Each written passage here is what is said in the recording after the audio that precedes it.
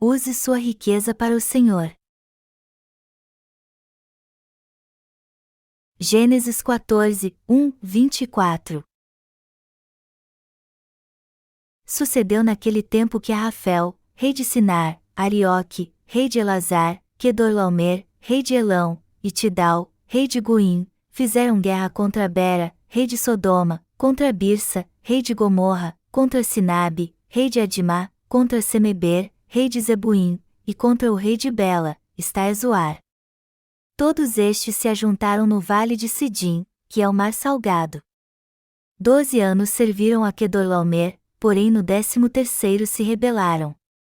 Ao 14º ano, veio Quedorlaomer e os reis que estavam com ele e feriram aos refães em Asterote Carnaim, e aos Uzins em An, e aos Emis em Savé-Kiriataim, e aos Oreus no seu monte Seir, até Euparã, que está junto ao deserto.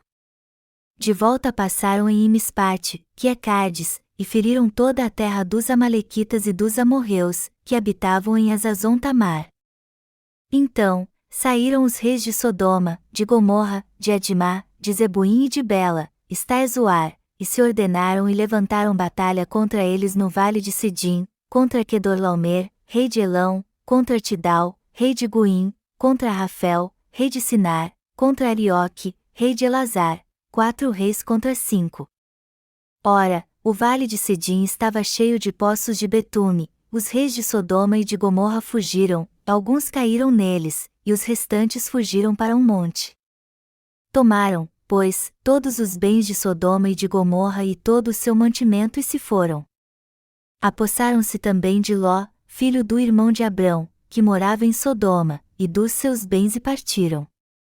Porém veio um, que escapara, e o contou a Abrão, o hebreu, este habitava junto dos carvalhais de Manre, o amorreu, irmão de Escol e de Aner, os quais eram aliados de Abrão.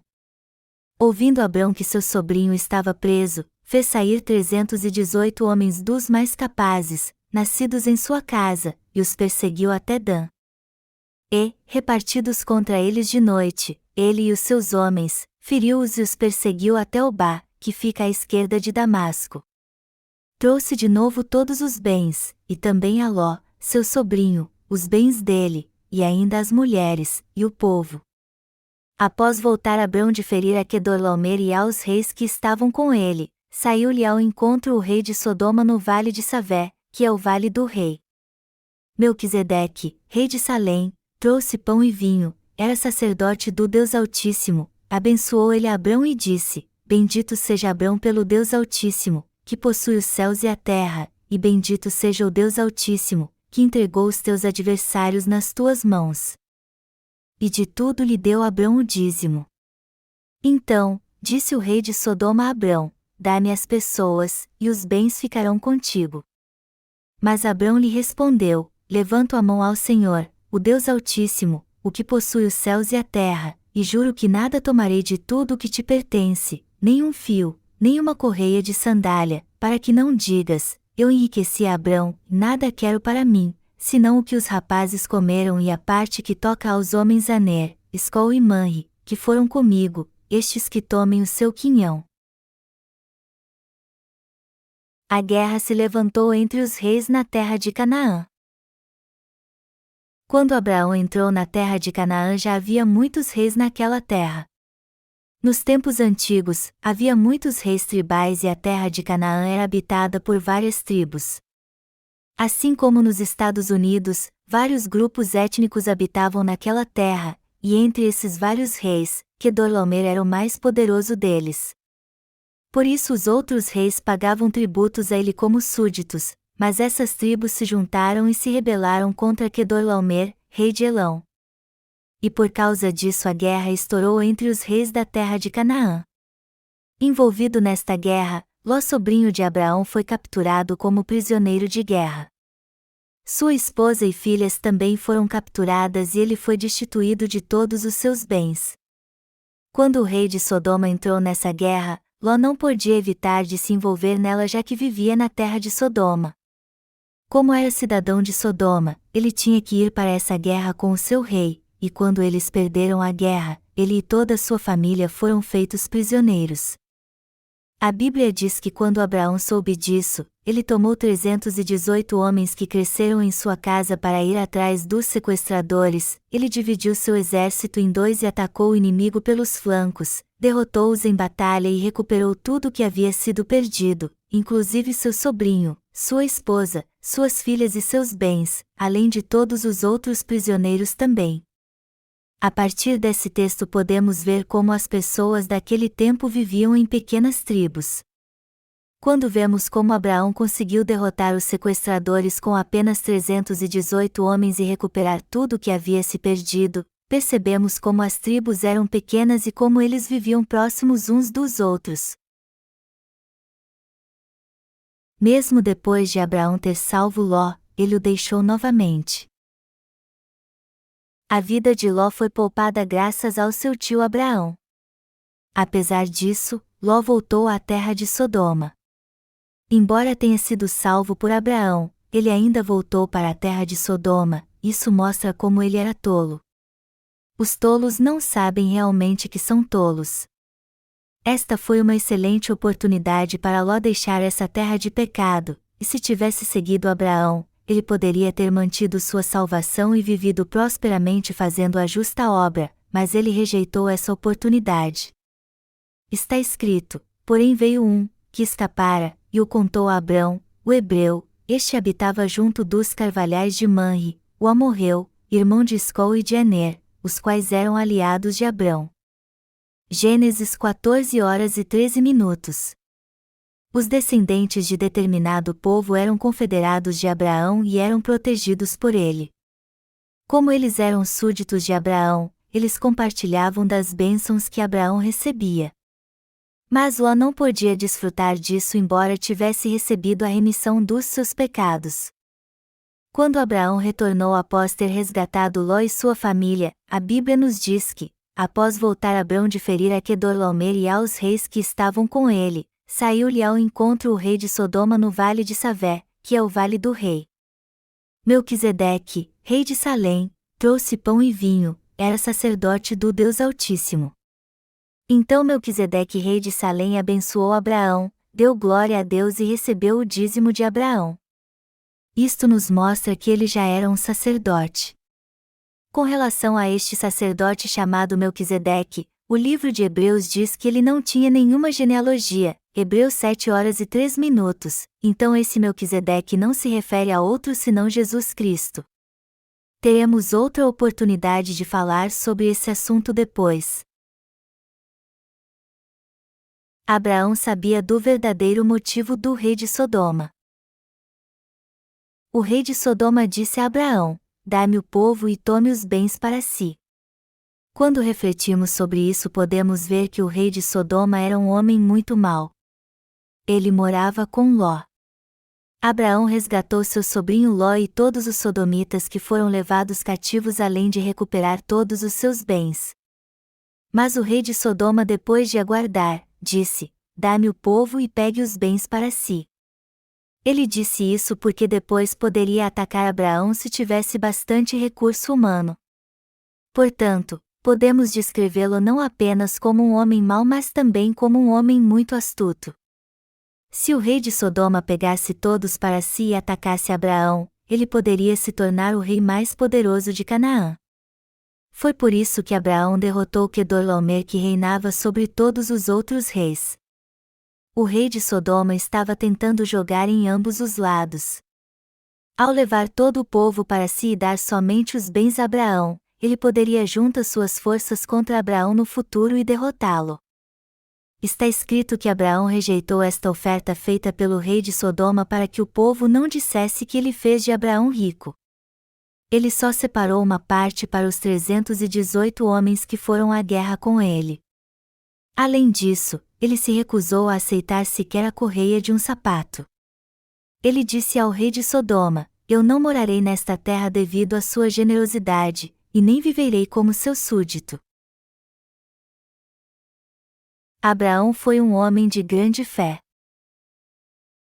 Este acontecimento nos mostra que Abraão era realmente um homem de grande fé. Com tantos despojos, a maioria das pessoas teria ficado feliz com a oferta feita. Abraão poderia ter se tornado o homem mais rico da terra de Canaã. Junto com os reis que eram seus aliados, Quedorlaomer derrotou todos os outros reis e ficou com suas riquezas, e Abraão poderia ter tomado os espólios daquela guerra e ter ficado extremamente rico. Tudo aquilo foi oferecido a Abraão, mas ele se recusou a aceitá-los, dizendo ao rei de Sodoma que não aceitaria nem a correia de um sapato dele. Quando vemos como Abraão não tinha interesse algum nos espólios dessa guerra, percebemos como ele era espiritual. Abraão era um homem de fé e uma pessoa espiritual, melhor dizendo, ele estava mais preocupado com a alma do que com os bens materiais. Ele não era um homem influenciado pela riqueza. A riqueza não mandava na sua vida, nem o fazia feliz. Ele pensava nos bens materiais apenas como um presente de Deus e não fazia disso tudo em sua vida e nem adorava a riqueza como seu Deus. Para a maioria das pessoas é extremamente difícil ficar indiferente à riqueza. Isso é quase impossível a não ser que a pessoa seja espiritual ver é querer. Quando a maioria das pessoas vê alguma coisa, elas ficam gananciosas e tomam aquilo para si. Elas tomam aquilo não importa o que aconteça. E quando seu patrimônio cresce, elas acabam fazendo desses bens o seu Deus. Por outro lado, Abraão nunca deixou isso acontecer. Ao contrário das demais pessoas, ele não tinha interesse em riqueza e nem era ganancioso. Embora Deus tivesse abençoado Abraão e dado a ele muita riqueza, muitos servos, muita prosperidade, ele nunca parou de chamar o nome do Senhor e nem parou de buscá-lo. Aqui podemos ver como Abraão era tolerante, como era mesmo um homem de fé e como ele seguia fielmente a palavra de Deus. A estratégia do rei de Sodoma ficou totalmente abalada quando Abraão recusou sua oferta. Porém Ló voltou para o rei de Sodoma. Ele era mesmo tolo. Apesar de Abraão ser tão poderoso e forte que até o rei de Sodoma o temia, e também era tão próspero que tinha nada menos que 318 servos criados em sua casa, Ló preferiu voltar para o rei de Sodoma ao invés de seguir seu tio. Abraão era tão poderoso que tinha centenas de servos treinados prontos para a guerra. E quando a guerra estourou, ele dividiu suas forças assim como tinha treinado antes e facilmente derrotou todos os inimigos. Abraão não seguiu a Mamom. Abraão não era alguém despreparado. Podemos confirmar isso vendo que ele formou uma força de elite de 318 homens. Quedorlaomer era um rei valente que tinha derrotado os exércitos aliados que não eram menos de 4 tribos, e embora tenha sido por causa de Deus que ele os derrotou, essa vitória também veio porque ele preparou muito bem os seus homens. É muito importante você entender que Abraão não seguiu a Mamom. Aqueles que seguem a Mamom não podem fazer nenhuma obra espiritual. Aqueles que são totalmente presos ao materialismo têm uma visão limitada demais. Em pouco tempo seus corpos e mentes serão totalmente destruídos por Mamom. Isto aconteceu com várias pessoas. Os chamados evangélicos também se transformaram em denominacionalistas levados por Mamom e têm construído sua própria riqueza.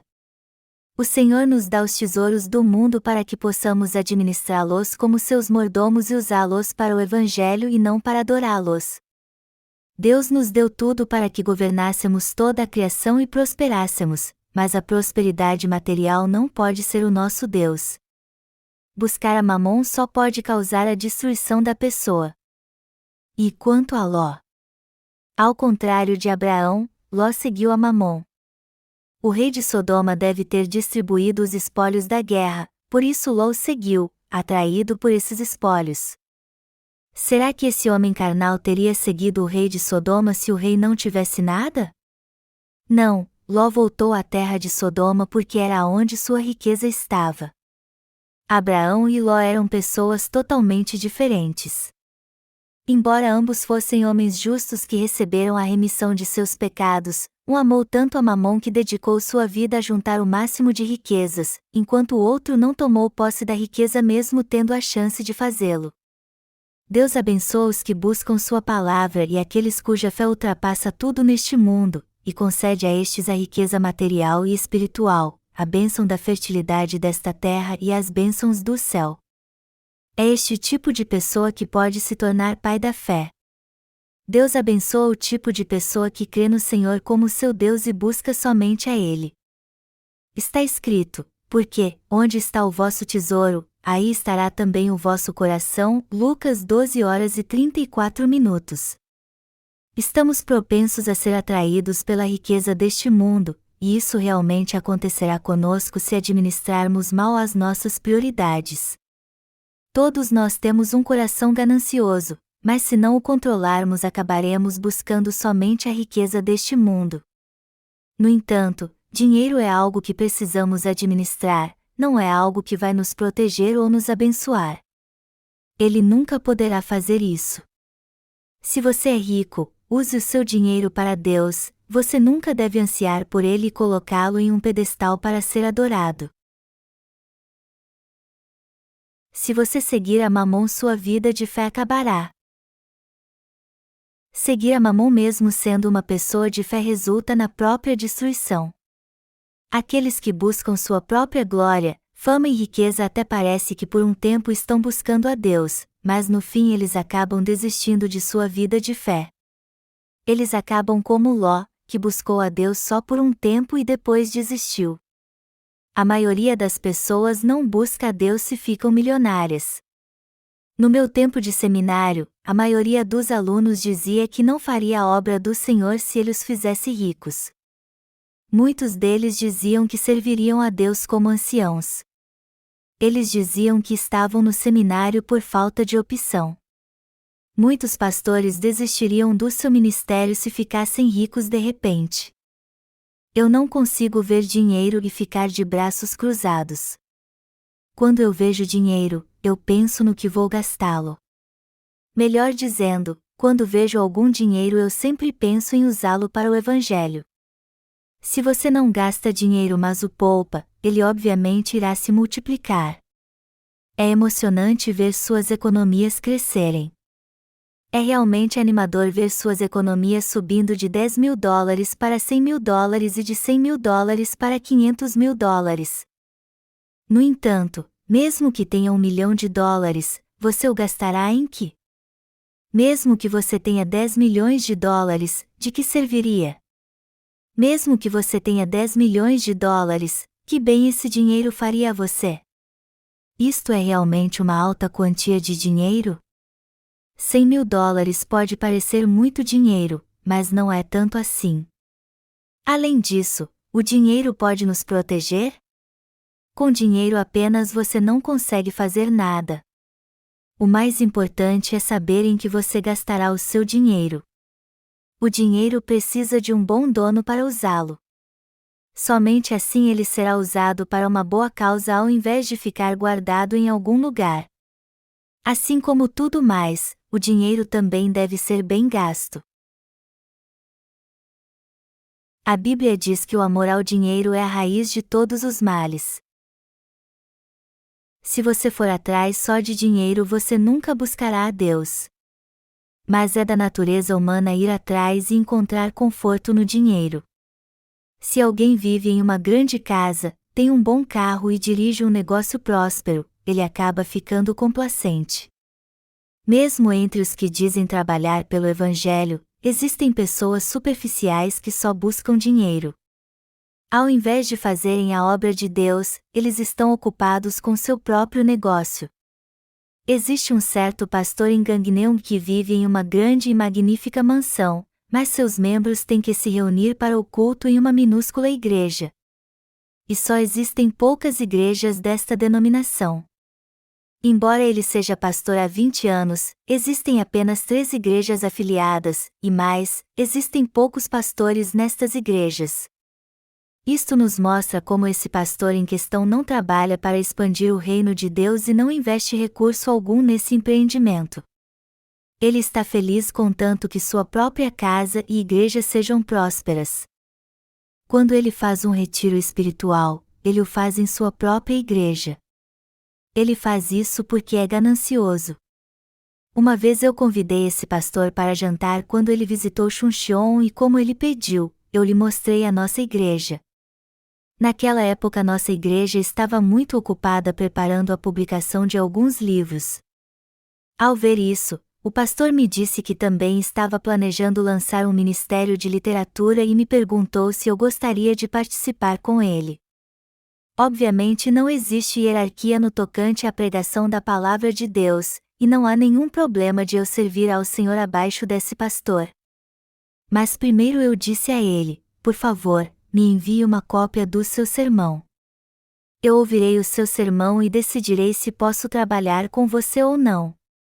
Eu nunca julgo ninguém pela aparência. Então, por favor, me envie uma cópia de um dos seus sermões. Até o dia de hoje eu nunca recebi cópia alguma dele. Nós publicamos nosso primeiro livro antes desse pastor, e depois nós lançamos outro livro. Com o tempo, vários livros foram publicados por nós, esse pastor também publicou um livro, e quando nós publicamos uma revista mensal, ele também começou a publicar uma revista mensal. E para completar, ele escreveu outro livro sobre as origens da mitologia de Dangun, o fundador da nação coreana. Eu descobri que ele era um escritor talentoso. Esse pastor tem um jardim enorme em sua casa. Quando alugamos um lugar para adorar, ele não tinha nem um nome para sua igreja.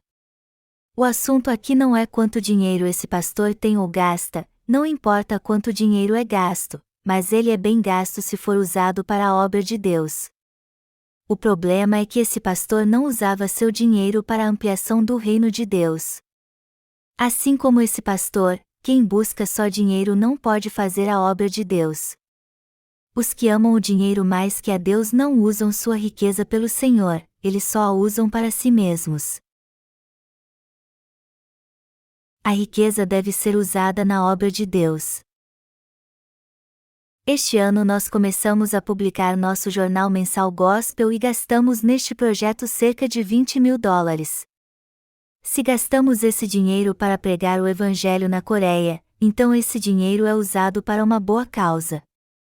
Quando eu vejo alguém que tem algum dinheiro, eu peço a ele que use esse dinheiro para pregar o Evangelho. Se conseguirmos levar uma pessoa apenas a receber a remissão dos seus pecados gastando $2.000 por mês, então esse dinheiro está sendo bem investido. Mesmo que tivermos que vender nossos bens materiais, o Evangelho vale o nosso investimento. A nossa riqueza é para Deus. Certamente não é apenas para nosso próprio prazer que temos riqueza. Ela tem que ser gasta para Deus. Estamos vivendo junto com Deus. Está escrito: portanto, quer comais, quer bebais ou façais outra coisa qualquer, fazei tudo para a glória de Deus. 1 Coríntios 10:31. Nós comemos e bebemos para a justa obra de Deus. O pastor que eu acabei de citar também começou a publicar um jornal cristão. Mas tudo o que ele está fazendo é para ficar rico e famoso. Como eu sei disso? Eu sei disso porque ele não distribui o seu jornal evangélico de graça. Ele faz apenas algumas cópias e as põe em sua própria igreja e o restante em livrarias cristãs para vender. É assim que é a ganância das pessoas. Se tivéssemos $1 milhão, o investiríamos todo no Evangelho. Se tivéssemos $10 milhões, o investiríamos todo no Evangelho.